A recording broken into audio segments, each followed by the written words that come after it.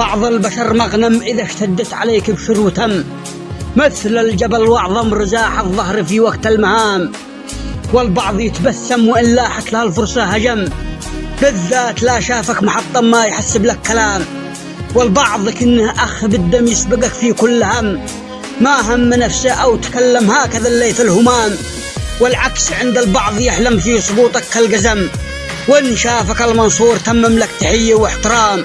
الجيد مثل الحيد الأصيم معتلي كل القمم، والفسل قطعه من جهنم عندنا ما له مقام. فاختر مقامك صح وافهم لا تبالغ بالرقم، في موقعك وفكرت أو دم وسلك الدرب التمام. ما لم مكانك لك مصمم بين الأحذي والجزم، اختر طريقك قبل تندم واحذر أولاد الحرام. اختر طريقك